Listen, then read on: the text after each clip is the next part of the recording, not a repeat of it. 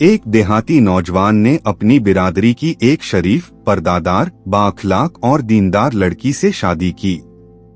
शादी को 1 साल ही गुजरा था कि उसका अपने करीबी रिश्तेदार से सख्त झगड़ा हो गया। बात इतनी बढ़ी कि उसने गुस्से में आकर उसे कत्ल कर दिया और बिरादरी के रिवाज के मुताबिक वह अपनी बीवी को लेकर इलाके से दूर किसी और जिले की तरफ निकल गया, जहां वह एक दूसरी बिरादरी के गांव में जाकर बस गया। वह अक्सर गांव के चौधरी के डेरे पर बैठता था। जैसे दूसरे मर्द बैठते हैं, बातचीत, मशवरे, गपशप सब चलता। एक दिन चौधरी का गुजर उसके घर के सामने से हुआ और उसने उसकी बीवी को देखा। निहायत बाहिया, खूबसूरत और बावकार औरत। चौधरी के दिल में फितना जाग उठा। दिलो दिमाग पर ऐसा छा गई कि एक शैतानी ख्याल आ गया कि किसी तरह शौहर को घर से दूर भिजवा दूं और मौका पाकर औरत को तन्हा करके अपना मतलब निकालूं।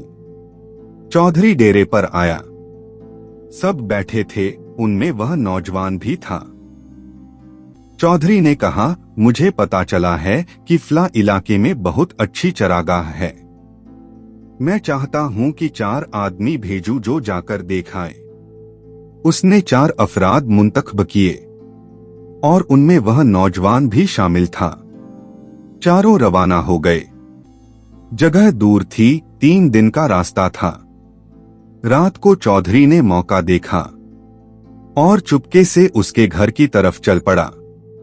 घर में बीवी अकेली थी और सो रही थी। चौधरी अंधेरे में दीवार से टकरा गया।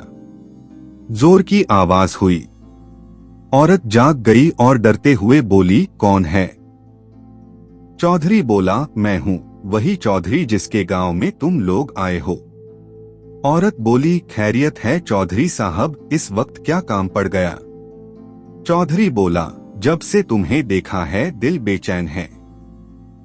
तुमसे दिल लगा बैठा हूं, चाहता हूं तुम मेरी हो जाओ।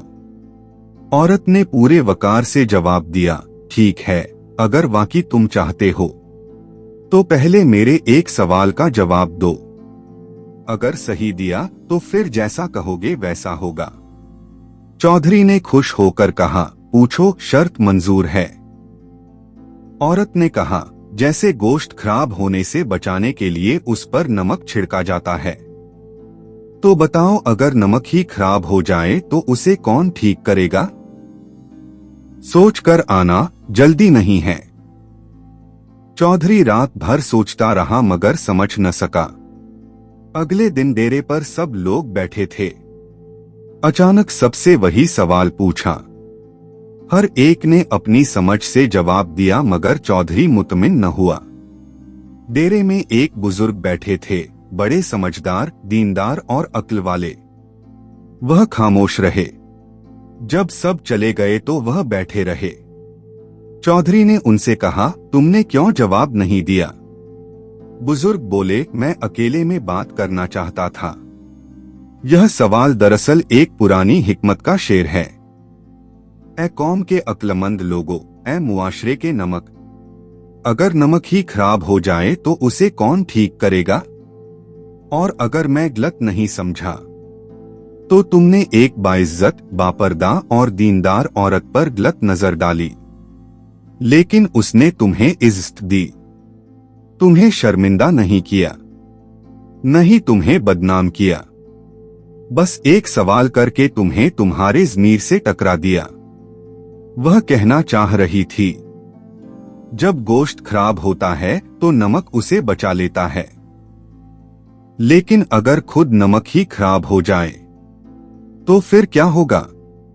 यानी जब आम लोग बिगड़े तो चौधरी या बुजुर्ग संभालते हैं, लेकिन अगर खुद चौधरी बिगड़ जाए तो उसे कौन संवारेगा?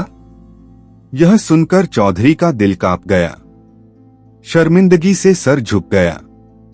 आंसू निकल आए और उसने कहा, अल्लाह तुम्हें सलामत रखे। तुमने आंखें खोल दी, मेरी खता को ढांप लो जैसे अल्लाह ढांपता है। और शायर कहता है, गोश्त तो नमक से बच जाता है, पर अगर नमक ही खराब हो जाए तो फिर क्या बचाएगा। और मैं कहता हूं, अगर बाप बिगड़ जाए तो औलाद कौन संवारे, अगर उस्ताद बिगड़ जाए तो नस्लों को इल्म कौन दे, अगर रहनुमा बिगड़ जाए तो कौम का मुस्तकबिल कौन बचाए।